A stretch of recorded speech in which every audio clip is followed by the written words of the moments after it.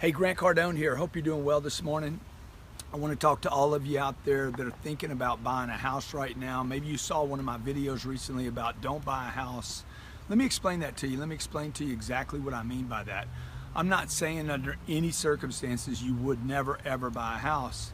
However, I am saying to you that if you're trying to get someplace in your life financially, if you're trying to progress financially, many of us were taught to buy a home as a way to save money, as a safe place to put money, park money, so that over the next 15, 20, 25, or 30 years, sometimes when you go to retire, your house would be paid for, and then you would somehow have equity cash build up in the house.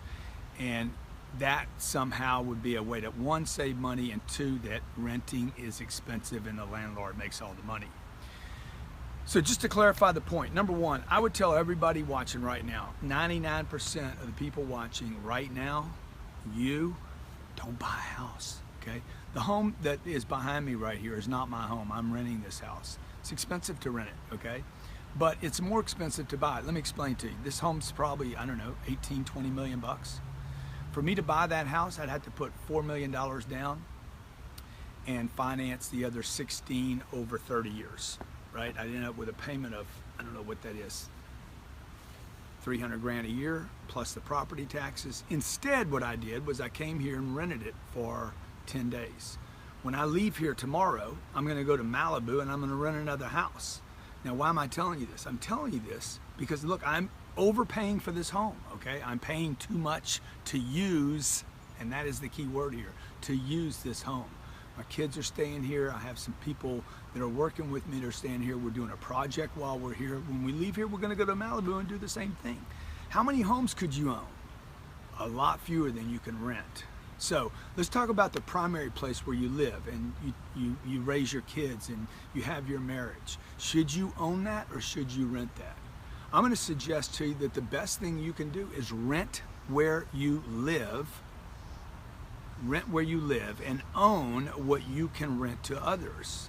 And the reason I'm saying that to you is because you can actually grow scale in buying rental properties that you can't in owning homes. Okay, if you're a real estate investor, if you love real estate, if you like houses, if you like property, if you like land, if you like this whole concept of creating wealth through real estate, I can leverage multifamily, multiple units, rentals, and grow that much faster, if you will, than I can buying one home at a time, sitting in it for 30 years and creating wealth. So I rent where I live. I'm renting this place in Brentwood. Tomorrow I'll rent in Malibu. When I get back to Miami, I rent that place in Miami that I live in, and I own what pays me income. Look, a house, the guy that owns this house, he's renting it out all the time. He's making money like that. That's a good investment for him, probably.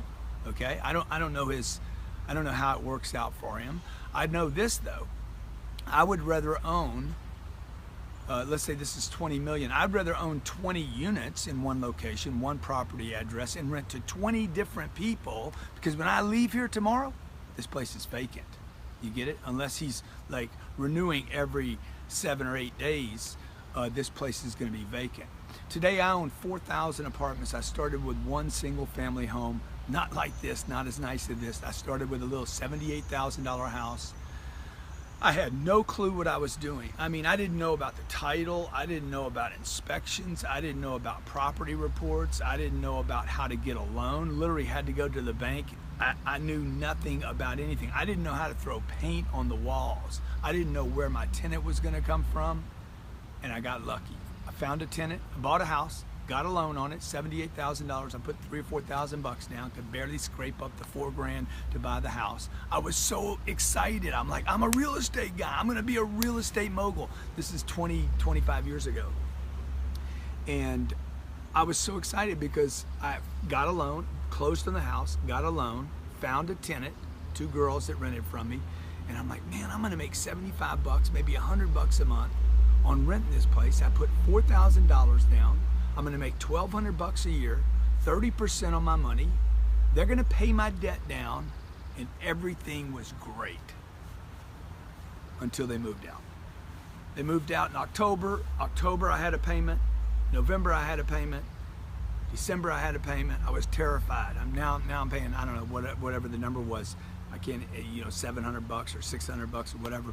And I was like, I went from making $100 in positive cash flow to having an outlay of whatever my note was. Why? Because it was one unit and I was dependent upon two girls renting from me. So today what I do, because I learned from that, I sold that house, by the way, broke even. And since then, I have never bought another single family residence. They call it the SFR. I've never bought another single family residence. I don't want to be dependent upon one renter. I don't want to pay for my real estate. You get it? Okay? So what I do today is I look for units, okay? I've started shopping in Houston, Texas, 25 years ago, and I would shop for everything that had 12 units, 16 units, 18 units, 20 units. I'm like, I never want to be dependent upon one person. I don't want to make the payment, right? I don't want to pay for the house. I want them to pay for the property, the land, the improvements, the maintenance. And how do you do that? You do that by buying multi-family, not a single family residence, okay? Commercial properties. Now, let me explain one thing to you. We do a real estate show every Monday from Cardone TV. It's a real estate show, and I cover a topic like this. And most of the time I'm talking about cash flow and gross rental income and net operating income, positive cash flow, what to expect on your distributions to yourself or to your investors, how to get investors, how to buy deals, how to find deals, how to make sense of a deal, how to underwrite a deal. First thing you have to know is this: that is not an investment, okay? That is anchoring money down. That is dead money. Money sits in one house, and if you can't rent it, you have to pay for it, and that's what I don't want to do. You do not want to pay for your real estate. You want someone else to pay for it for you. And the only way to do that, okay, the only way to do that, land's not a way to do that unless you're farming the land and getting revenue, leases from the farmer. Storage units would be a way to do it because you have tenants that are paying to store things in your space. I like storage units. I would stay away from the office space because I think that's going to get disrupted. I would absolutely stay away from the commercial usury for stores and shopping centers, the strip malls. I would stay away from that.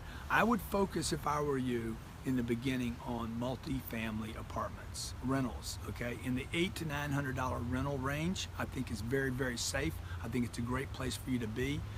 We look at unemployment today in the United States is lower than it's been in 16 years, but incomes have not gone up, okay? People don't have a lot of money saved. So this multi-family game that I'm playing, 4,000 units today, Cardone Acquisitions owns and controls 4,000 units. We have a positive cash flow of almost $250 per unit, okay? The income is about $1,100 per unit over 4,000. I mean, do the math on that. It becomes very, very interesting. My first deal was not 4,000 units. My first deal was that single family residence. I sold it, and then my next deal was 38 units. The next deal was 48 units. Next deal was 92 units. And for the last 25 years, I've been accumulating properties. Sometimes I sell them, move on, grab the cash, put it into another deal, avoid any taxes or defer the taxes until a later date. Look, if any of this is overwhelming to you, don't let it be. I'll continue to help you, okay? I'll continue to help you. If you have questions, post in comments. I'll continue to help you by dropping a show every Monday. I promise I'm here for you. I'll help you. I'll do what I can. I know that when I was just starting, I looked for somebody to help me. There was no help. There was nobody that would take the time. I mean, probably didn't have the time. They got their own lives and their own businesses they're running, so they didn't have the time to do it. I want to help you get in this real estate game and avoid the mistakes that I've made, learn from the things I've done right, and help you become a real estate investor. Number one, most important thing I want to tell you is this: do not put your money in a single family residence. If you're selling real estate, sell as many homes like this as you can and get your commission, and take that commission and dump it into multi-family rental properties, not one single family residence. Find an address that has 4 units, 8 units, 12 units, 16 units. And by the way, I'd love to see you wait until you can buy 16 units or 32 units. Save your money, put it aside, Be patient and diligent and practice discipline, because the more units you can have on one location, the more you protect yourself against vacancies, okay? I want to help you. I'll do this every Monday for you, all right? Post in comments your questions if you like this kind of video, if you want to see more of it, or if there's a specific topic that you need help with, just post in comments and I'll make sure we cover it, all right? And if you want to see what we're doing on our front, how we're building our portfolio out, or maybe you don't want to take the time to shop properties, buy properties, analyze properties, manage properties. If you're an accredited investor or you want to get accredited, I can help you. Go to cardoneacquisitions.com, cardoneacquisitions.com. There's a form there you can fill out, and we'll do our best to get you accredited and show you some other places where you can invest with people that you can trust, that will take care of your money, take care of the property, take care of the management, take care of the future. Imagine if you had 4,000 apartments or 40 apartments. Let's say 40, let's take 40.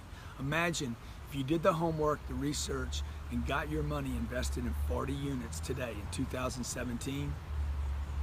And in 2057, they're all paid for.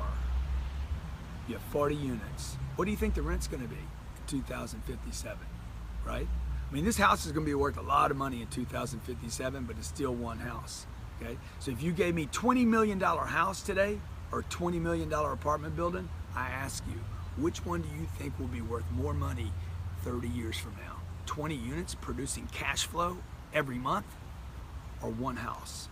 This house is gonna be worth a lot of money 20 years from now, okay? Or 30 years from now. I guarantee it won't be worth what those 20 units are, much less 4,000 or 40,000. So get in the real estate game, I'll help you, okay? I can only help you with what I know, and I've learned a lot in this space. I wanna share it with you. Thanks so much for watching today. Again, if you have questions, if you like it, post like. If you haven't subscribed to the channel, please do that. And if you have specific questions about how to invest in real estate, post in comments. I will answer. I promise you, I will answer. And remember this, don't put your money in one single family residence. Don't buy a house for yourself. Rent where you live and own the things you can rent to others. Be great.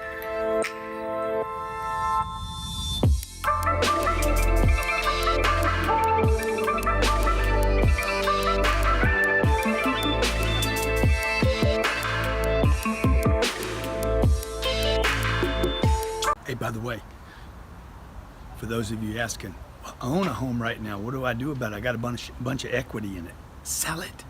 Sell the house. Get that dry powder ready, okay? Get it ready so you can start earning some big money, okay? God bless. Be great.